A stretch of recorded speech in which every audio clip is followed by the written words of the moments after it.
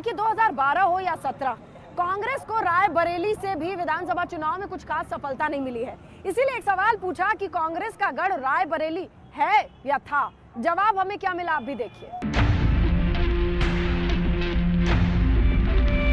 रायबरेली की सड़कों पर घूम घूम कर टटोल रहे थे जनता का मन और सवाल बस यही था कि आखिर किसका होगा विजय तिलक।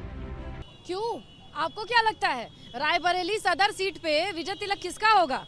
जब यहाँ पर अदिति सिंह पंजा छोड़ के कमल में आ चुकी हैं, जनता क्या सोचती है सदर वाली, आइए जाना जाए। ये बताओ भैया कि अदिति सिंह चली थी पंजा से, हो गई कमल, क्या जनता सोच रही है रायबरेली वाली? अब जनता तो यही सोच रही है कि उनके रहने से हम लोगों को बड़ा फायदा होता था, लेकिन अब उधर चली गई। बीजेपी ने हम लोग दुकानदारों का बहुत बड़ा नुकसान कर दिया। अच्छा, तो भैया वो कमल में चली गई तो वोट ना दोगे अगली बार? नहीं, वोट तो दिया जाएगा, वोट दिया जाएगा भाई।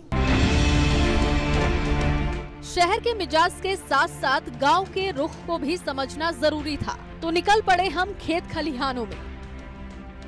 भाई रायबरेली में विजय तिलक किसका होगा जानने की कोशिश कर रहे थे, तो कमला चाची का खेत पर गया रास्ते। हाँ, ये हमारे आए। तुम्हारे खेत है?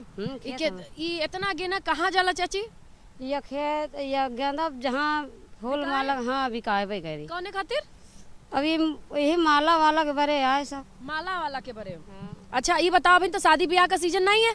अबे नहीं ने। अबे नहीं ने? हाँ। तो कहाँ बिका रही गेंदा? अबे नहीं बिकाते। अबे नहीं बिकाते? हाँ। अच्छा, चुनाव में बिकाई का जब नेता पर नेता लोग माला पहने? हाँ, यही में बिकावे करी है।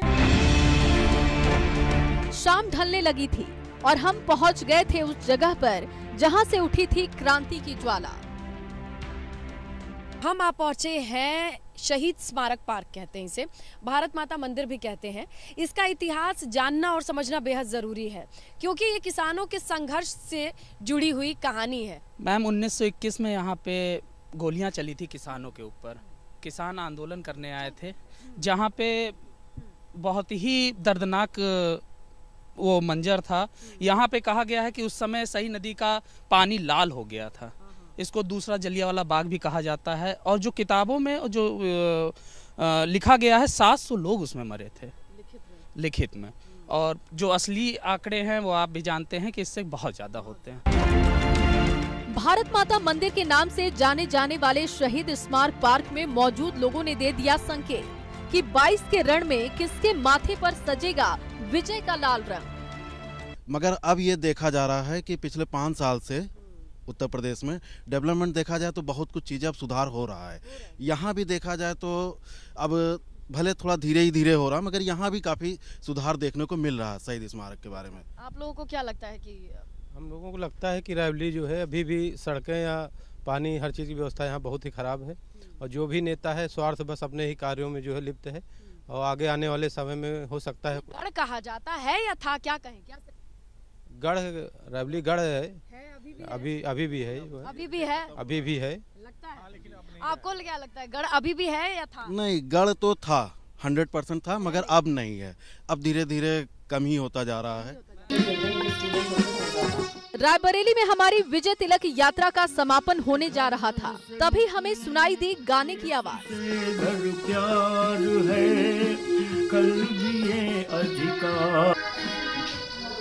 वोट देने घर से निकले, देश से घर प्यार है, कल भी ये अधिकार था और आज भी अधिकार है। वोट देने घर से निकले, देश से घर प्यार है, कल भी ये अधिकार था और आज भी अधिकार है। रायबरेली की जनता ने अपने मुद्दों के जरिए अपने नेता के माथे पर विजय तिलक की तैयारी कर ली है। लेकिन अब आपको लेकर चलते हैं फतेहपुर, जहां हमारे सहयोगी अवधेश मिश्रा बताएंगे कि आखिर फतेहपुर की जनता किसका करेगी विजय तिलक। एबीपी गंगा के लिए रायबरेली से स्नेहलता के साथ ब्यूरो रिपोर्ट।